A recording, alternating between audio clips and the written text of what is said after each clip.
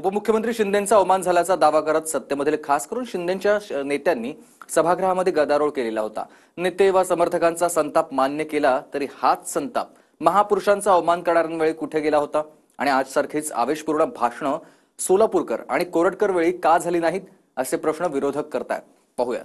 अरे हा कोण? हा फालतू कोण लागून गेला? हा फालतू कोण लागून गेला? सभापतीमध्ये अतिशय गंभीर बाब आहे। महाराष्ट्रामधल्या उपमुख्यमंत्र्यांचा अपमान होत असेल, जास्तीत जास्त गुन्हे देशद्रोहाचा गुन्हा त्याच्यावर टाका। तांबराला अटक केली पाहिजे अध्यक्ष महाराज, ही वेळ मी या ठिकाणी करतो अध्यक्ष महाराज। मुंबई पोलिसांनी ठरवलं ना तर पाताळातनं पण शोधून काढू शकतात।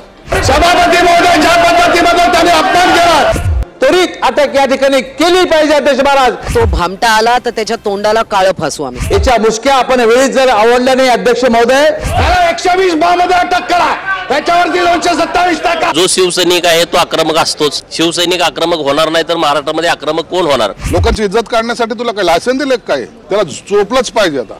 एकनाथ शिंदेंना एका कॉमेडियननं गद्दार म्हटलं म्हणून महाराष्ट्रातल्या अनेक नेत्यांच्या धमड्यांमधलं रक्त आज सळसळलं।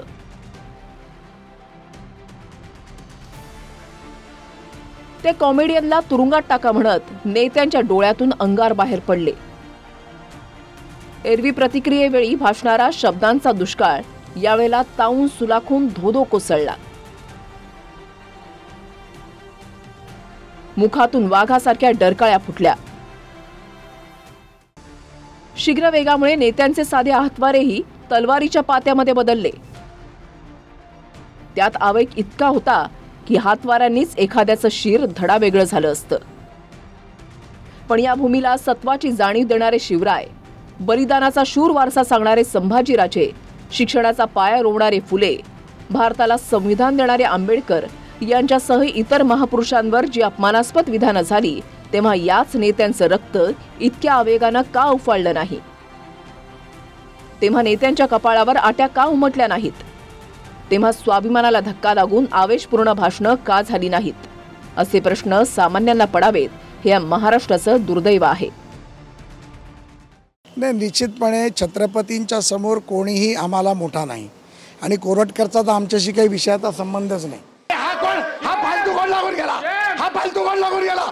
त्याला 120 मध्ये अटक करा, त्याच्यावरती 227 टाका, 223 टाका आणि सभापती महोदय जास्तीत जास्त गुन्हे देशद्रोहाचा गुन्हा त्याच्यावर टाका। कोरटकरला वरच्या कोर्टात अपील करून त्याचा जामीन रद्द करण्यासाठी आम्ही प्रयत्न करतो आहोत।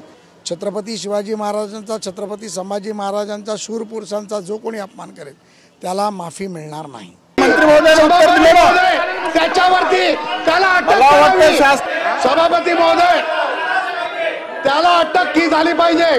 नाही, त्याला वाचवायचा प्रश्न उद्भवतच नाही। या देशामध्ये छत्रपती शिवाजी महाराजांच्या बद्दल जर का कुणी चुकीचा शब्द विचार जरी केला तर सुद्धा त्याच्यावरती कुठल्याही पद्धतीचं हयगयही केली जाणार नाही। सभापतीमध्ये अतिशय गंभीर बाब आहे। अशा पद्धतीने जर का महाराष्ट्रामधल्या उपमुख्यमंत्र्यांचा अपमान होत असेल तर अध्यक्ष महोदय अतिशय गंभीर बाब आहे। त्याला अटक करणार का? गुन्हा केला असेल तर नक्कीच अटक होईल। गुन्हा केला असेल नक्की अटक होईल ना, त्याच्यावर अटक होणार। त्याला जे काही शोधायचं काम आहे चालू आहे त्याला अटक होईल। या व्यक्तीच्या सगळे कॉल रेकॉर्ड तपासले जातील। या व्यक्तीच्या अकाउंट मध्ये कुठना पेमेंट आलेले आहेत त्याची तपासणी केली जाईल, त्याच्यावर देखील कठोर कारवाई केली जाईल। कडक कायदा अशा बाबतीमध्ये आज इथं गृहमंत्री या ठिकाणी हजर आहेत। मी गृहमंत्री महोदयाला विनंती करणार आहे, आत्ताच्या आता इथूनच माननीय अध्यक्ष साहेब आपण निर्देश द्यावेत त्यांना की अशा या सरकार डोक्याच्या माणसाला त्वरित अटक या ठिकाणी केली पाहिजे अध्यक्ष महाराज।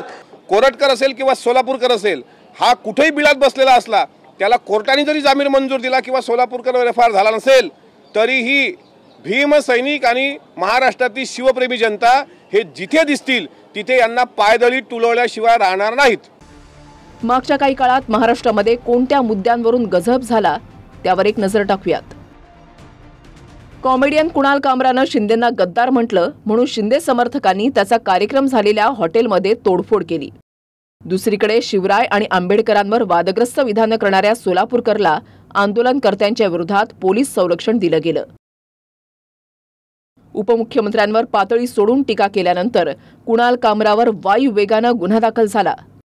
दुसरीकडे शिवाजी महाराज, आंबेडकरांचा अवमान करणाऱ्या सोलापूरकरच्या विरोधात गुन्हाच दाखल होत नसल्याचं पोलीस सांगतात।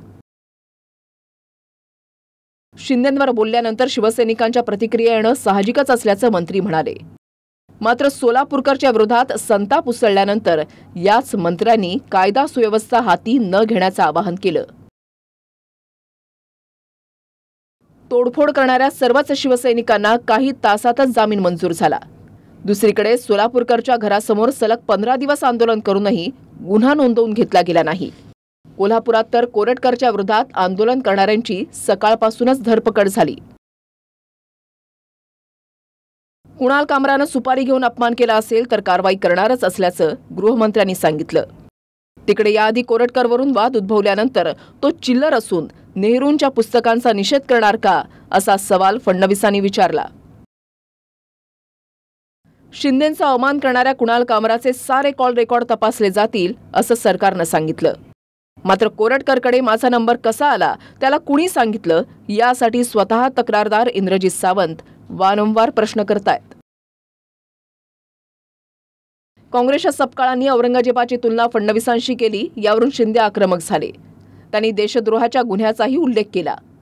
पण दिल्लीत भाजपच्या एका खासदारानं शिवाजी महाराजांचा पुनर्जन्म मोदींच्या रूपात झाल्याचं विधान केल्यानंतर महाराष्ट्राच्या सभागृहात त्यावरून वाद व गदारोळ असं काहीही झालं नाही.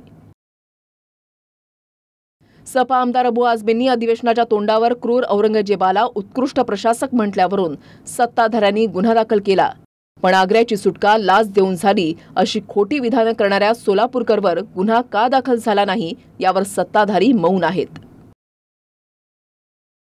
औरंगजेबाची कबर खोदण्याचा इशारा देत अनेक संघटनांनी राज्यभर आंदोलनं केली.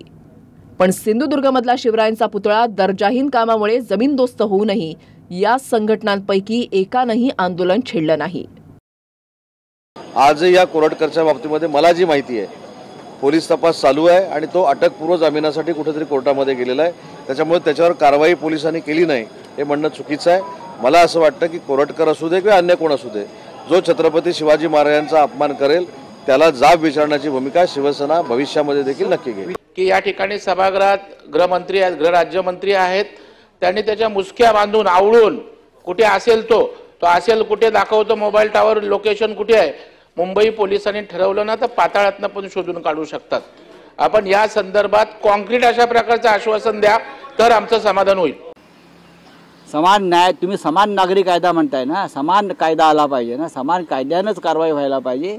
आणि काल ज्यांनी दंगल केली त्यांच्या सुद्धा जागांवरती बुलडोजर फिरले पाहिजे. अपमानास्पद जर का कुठले व्हिडिओ व्हायरल होत असतील किंवा वक्तव्य केली जात असतील तर शिवसैनिकांच्या प्रतिक्रिया येणं हे साहजिक आहे. परंतु अर्थातच जे काही तोडफोड झालेली आहे त्याचं समर्थन का मी करणार नाही. त्याचा नक्की बोलवतो धणी कोण आहे? कोणीतरी यांना मागून बोलायचं. अध्यक्ष महोदय, एक घटनाक्रम देखील लक्षात घेतला पाहिजे. घटनाक्रम देखील अशा व्यक्तींना कठोर कारवाई केली जाईल, यांना सोडलं जाणार नाही. माझा आणि त्या कोरटकरचा कधीच आयुष्यात संबंध आलेला नव्हता. मग माझा दूरध्वनी क्रमांक, माझा मोबाईल त्याला कुणी दिला, हा सुद्धा एक तपासण्याचा भाग आहे ना. मग तो कुणी दिला, त्याच्या मोबाईलमधले जे काही कम्युनिकेशन्स आहेत ते तपासायला आत्तापर्यंत पाहिजे होते. महिनाभर झालं हे होत नाही आहे. त्यामुळे एक थोडीशी पहिल्यांदा जी माझी आशा होती ती जराशी आता कमी कमी होत चाललेली आहे. कुणाल कामरा काय बोलला हा भाग काही काळ बाजूला ठेवा. कामराच्या टीकेनंतर शिंदे समर्थक किंवा सत्ताधाऱ्यांच्या अस्वस्थतेचाही आपण आदर करूयात. मात्र आपले नेते, आपले आमदार ज्या महापुरुषांचा दिवस रात्र जप करतात त्याच आपल्या अस्तित्वाच्या प्रेरणेचा अवमान होताना आजच्या इतकी अस्वस्थता का दिसली नाही? नेत्याचं नाव घेऊन कामरानं विधान केल्याचा राग मान्य केला तरी ज्या शिवरायांच्या नावानं अख्ख्या राज्याचा कारभार चालतोय, ज्या महापुरुषांच्या नावानं हे राज्य उभं राहिलं, त्यांच्यावर शिंतोडे उडवणाऱ्यांबद्दल दिरंगाई का? हे सारं जर या महाराष्ट्र भूमीमध्ये जन्मलेले महापुरुष बघत असतील तर काय विचार करत असतील? फोडायचंच होता तर कोरटकरचा थोबाळा फोडायला पाहिजे होता. फोडायचं होतं तर त्या सोलापूरकरचा थोबाळा फोडायला पाहिजे होता, ज्यांनी महाराजावर टीका केली. आहे काही हिंमत? छत्रपती शिवरायांचा अवमान करणाऱ्यांचा थोबाळ फोडायची हिंमत दाखवा ना. पण ते करू शकत नाहीत. आणि दुसरीकडे मात्र टीका केली म्हणून त्याचं स्टुडिओ फोडणं, कायदा सुव्यवस्था उद्ध्वस्त करणारा विचार आता महाराष्ट्राच्या सत्तेवर आहे काय, असाच प्रश्न जनतेला पडला आहे.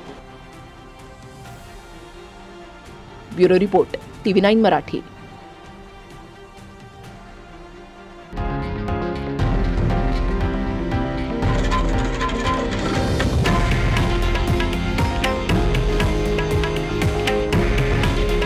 हे आहे देशातील नंबर 1 न्यूज नेटवर्क आणि आपण पाहत आहात TV9 मराठी.